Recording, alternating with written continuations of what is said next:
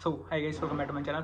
सो guys, इस video में ना प्रोड कंप्लायंस सीनियर एसोसिएट प्रोफाइल के बारे में डिस्कस करेंगे। हालांकि जो ये प्रोफाइल है ना, मैंने चैनल पे ना बहुत बारी इसके असेसमेंट के पैटर्न के बारे में भी, इसको अप्लाई कैसे करना है, इसके रजिस्ट्रेशन के प्रोसेस के बारे में सब कुछ डिस्कस करा हुआ है। बट इस प्रोफाइल में ना कुछ चेंजेस है। पहले ना मैं जो पुरानी प्रोफाइल होती थी ना, प्रोड कंप्लायंस सीनियर एसोसिएट, पहले मैं वो बताता हूँ। अब जो न्यू चेंजेस हुए हैं ना इसकी रिक्वायरमेंट्स के में, तो फिर मैं वो बताऊंगा।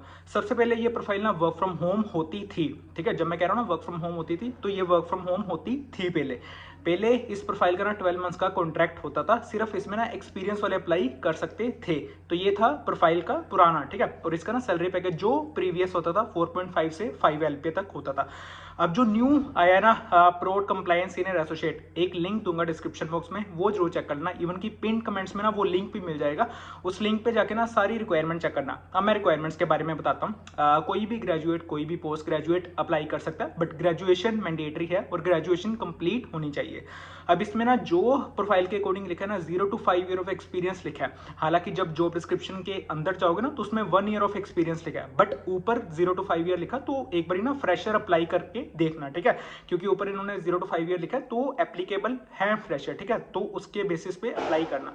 अब जो सैलरी इन्होंने चेंज कर दिया, 4.5 से 6 LPA कर दिया हुआ है। ठीक है, और जो ये वर्क फ्रॉम होम प्रोफाइल होती थी ना, वर्क फ्रॉम ऑफिस हो चुकी है। मैंने पहले भी कहा था कि बहुत सारी प्रोफाइल जो कस्टमर सर्विस या कोई भी टेक्निकल, जो भी नॉन टेक्निकल कस्टमर सर्विस की प्रोफाइल्स होती है ना, वो आने वाले टाइम में वर्क फ्रॉम ऑफिस हो जाएंगे। ठीक है, तो ये एक पॉइंट था। अब ना बेसिक रिक्वायरमेंट्स हमने सब डिस्कस कर लिए कि प्रोड कंप्लायंस सीनियर एसोसिएट की बेसिक रिक्वायरमेंट्स क्या है। वर्क फ्रॉम ऑफिस है, फ्रेशर अप्लाई कर सकते हैं, 4.5 से 6 LPA तक इसका पैकेज है, ग्रेजुएट पोस्ट ग्रेजुएट सब अप्लाई कर सकते हैं। अब मैं आता हूँ असेसमेंट के पैटर्न पे। ठीक है, अब असेसमेंट का पैटर्न आप बहुत अच्छे से समझना। मैंने ना चैनल पे बहुत बारी असेसमेंट के पैटर्न के बारे में भी समझाया है। ठीक है, सबसे पहले ना इसमें 3 राउंड्स होते हैं, और ये ना कैंडिडेट बाय कैंडिडेट डिपेंड करता है कि किसको कैसे राउंड्स आ रहा है। सिर्फ थर्ड राउंड के बारे में बात कर रहा हूँ। ठीक है, जो फर्स्ट 2 राउंड्स होते हैं ना वो कॉमन होते हैं सभी कैंडिडेट के केस में। फर्स्ट राउंड जो होता है 30 MCQ वाला राउंड होता है।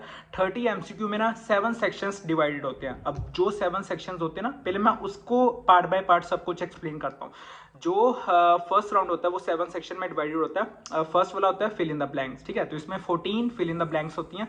जो सेकंड होता है वो होता है पंक्चुएशन, उसमें 2 क्वेश्चंस होते हैं। थर्ड होता है एरर डिटेक्शन, फोर्थ भी होता है एरर डिटेक्शन। थर्ड और फोर्थ सेक्शन कंबाइन मिलके 5 क्वेश्चंस बनाते हैं।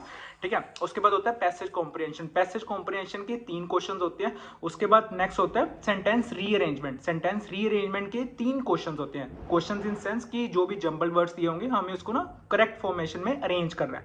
तो ये था सेंटेंस करेक्शन या सेंटेंस रीअरेंजमेंट कह लो। नेक्स्ट होता है सिनेरियो बेस। सिनेरियो बेस में 3 क्वेश्चंस होते हैं। कोई भी एक सिचुएशन गिवन है तो हमारे को ना 4 MCQ की ऑप्शंस गिवन है, उसके बेसिस पे हमको उसका राइट आंसर चूज करना है।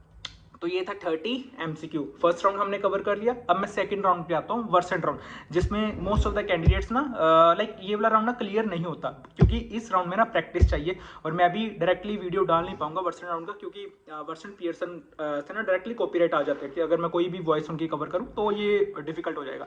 बट चैनल पे ना SCPO वाली वीडियो, ट्रांसपोर्टेशन स्पेशलिस्ट वाली वीडियो, बायर अब्यूज वाली video 30 MCQ and voice version को कंबाइन कवर करेगी, वो जरूर अपने एंड पे ना एक बार चेक कर लेना। अब मैं आता हूँ नॉर्मल वॉइस वर्सन के राउंड पे।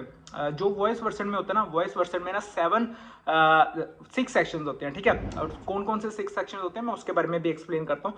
सबसे फर्स्ट सेक्शन होता है रीडिंग। रीडिंग में ना 8 क्वेश्चंस गिवन होते हैं। उसके बाद होता है रिपीट। रिपीट में ना 16 सेंटेंसेस होंगे जो हमें ना डिफरेंट एसेंट दिया होगा, उसके बेसिस में ना एसेंट को अंडरस्टैंड करके वैसे ही सेम रिपीट करना, बट अपने फ्लो में। यानी कि हमारे को जैसे वो जो भी उनकी टोन है बोलने की, तो वैसे ही हमको बिल्कुल वैसी टोन में बोलना है, नहीं जैसे हमारा इंडियन एक्सेंट है ना, तो वैसे हमें बोलना है। ठीक है, बट बिल्कुल सही। अब नेक्स्ट आता है कन्वर्जेशन। कन्वर्जेशंस कह लो या क्वेश्चंस कह लो, 24 क्वेश्चंस होते हैं जो भी डायलॉग्स की फॉर्म में हमें उसका राइट आंसर देना पड़ता है। फोर्थ आता है सेंटेंस बिल्ड। सेंटेंस बिल्ड में ना 10 सेंटेंस होते हैं, जिसका हमें वही सेंटेंस जंबल वर्ड्स होंगे तो हमें ना उसका ऑर्डर करेक्ट करना पड़ेगा। ठीक है, तो ये है 10 सेंटेंस बिल्ड।